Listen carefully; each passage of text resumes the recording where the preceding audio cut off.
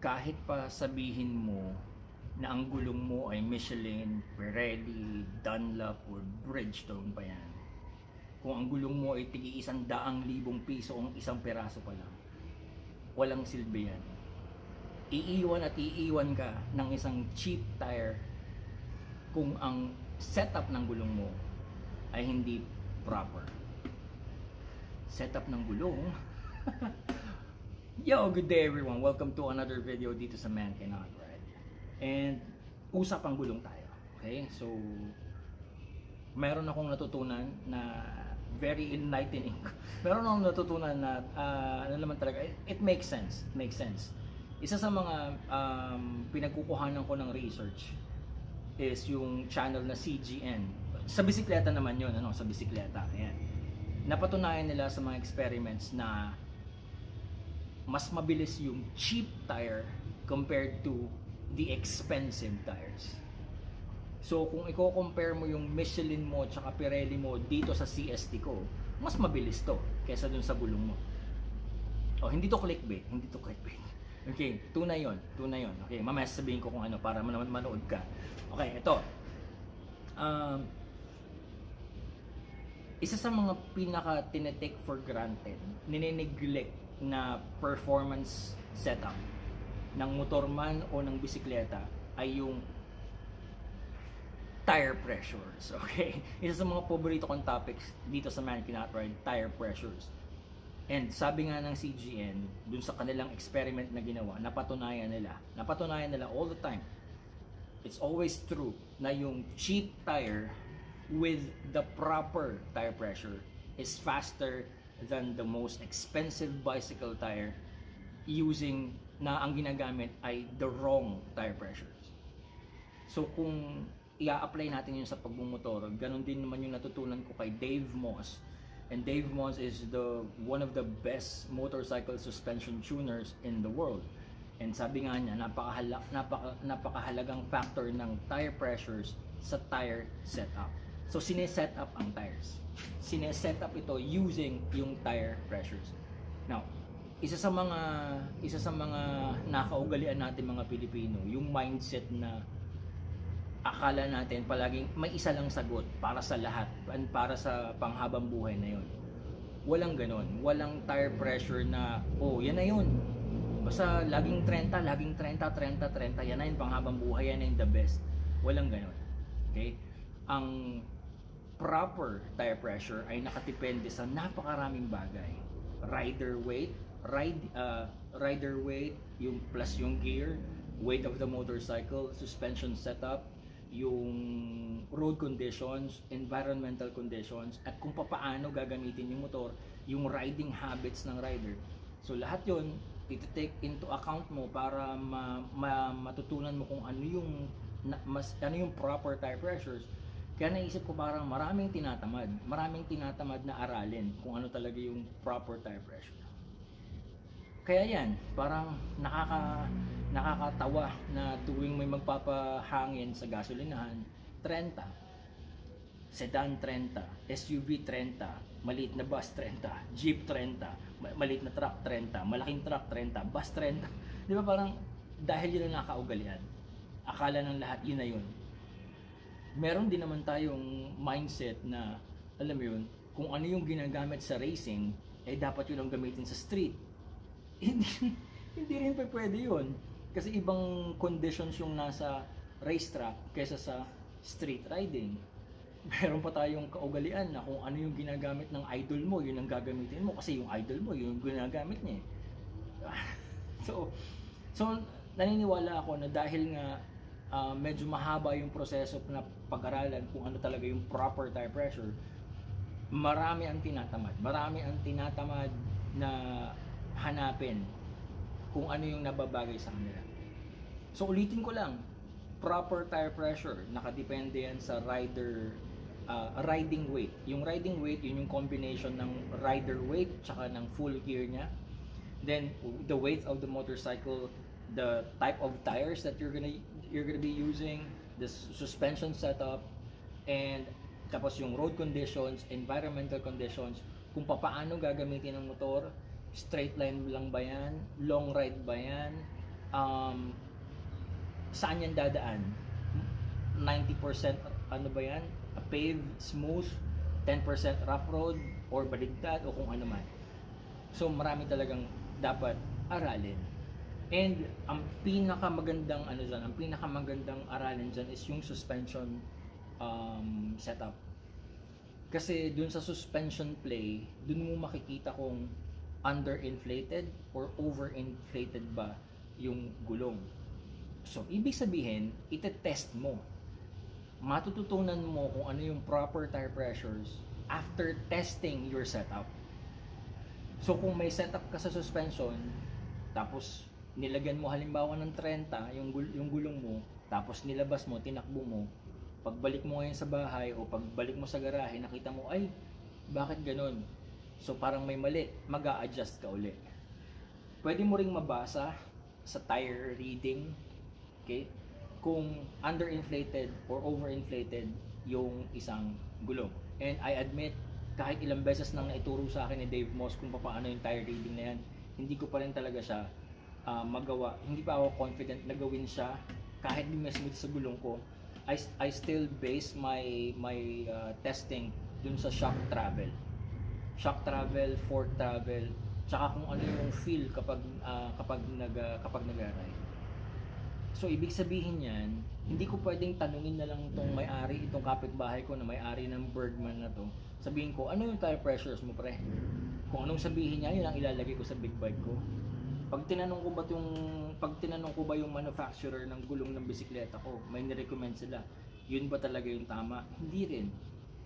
So kailangan talagang testingin, talagang kailangan mong aralin. And baka siguro sabihin nyo, bakit pa atupagin yan? Hindi na lang mag top speed, tsaka banking. Yun lang man ang mahalaga sa pagmumotor eh. Di ba?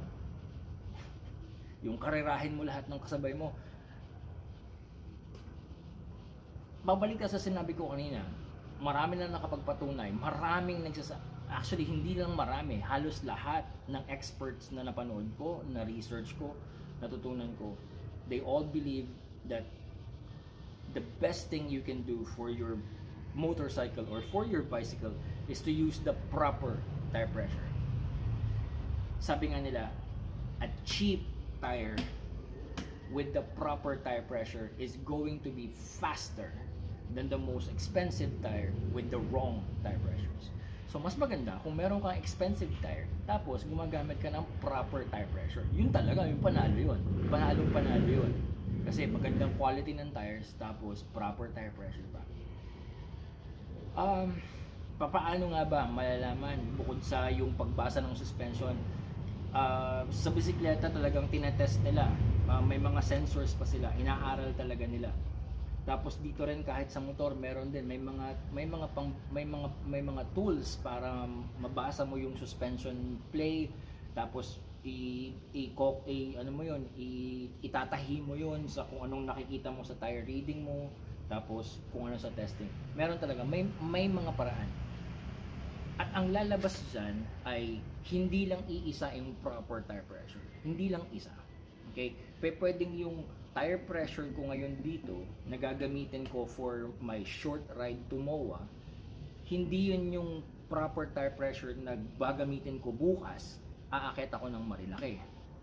Hindi yun yung at yung ginamit kong tire pressure sa Marilaki, hindi yun yung tire pressure na nababagay kung ako ay uuwi ng Batangas gamit ang Skyway, S-Lex tsaka Startol. Tapos sa isa pang araw, dadayo ako sa medyo bulubunduking lugar na medyo hindi baku-baku ang daan at butas-butas ang daan, iibahin ko pa rin ulit yung tire pressures ko para lang ma-maximize ko yung potential performance ng gulong. Yun. So ngayon, ang tanong dito is, do you really care? Do you really care about maximizing the performance of your motorcycle or your bicycle? Ngayon, if you don't care, kung wala kang pakialam, basta gumugulong yan, okay sa'yo, then it's okay. Ilagay mo kung anong tire pressure ang gusto mong ilagay dyan. Square root of 2 ang ilagay mo. Square root of 2 psi over yx squared minus abc. Yun ang ilagay mong tire pressure. Wala ka naman talagang pakialam, di ba? kung kung hindi mo nararamdaman yung benefits ng better grip, better performance, edi lagyan mo ng lagyan mo ng butane, saksakan mo ng butane yung yung gulong mo, lagyan mo 100 PSI tapos hagisan mo ng lighter. Yun yung mindset mo yun yung kamote mindset mo Hindi mo iniisip kung anong epekto ng proper setup in terms of safety and performance. Kahit hindi mo alam yung performance, so safety man lang napakahalagang aspeto ng safety ang proper setup ng tires. Yo! Ang kapitbahay kong kaya na pa nag-iinit sa kanyang sports car. So, kung wala ka talagang pakialam, then by all means, lagyan mo naman tika yung gulong mo, saksakan mo, hipan mo. Yan, yung panghihip ng balloon sa Christmas party, yan ang ibomba mo sa pito ng gulong mo. Lagyan mo ng 1 million PSI. But if you are like me, if you're like me na gustong ma-maximize yung performance ng gulong, yung performance ng suspension, yung performance ng overall ng motor or ng bisikleta, uulitin ko yung sinabi ko kanina na natutunan ko sa mga experts na research ko. Kahit yan pa ay mumurahing gulong, if it's using the proper tire pressure, mas mabuti yan kesa dun sa mamahaling gulong, branded na gulong, pero mali naman yung ginagamit na tire pressures.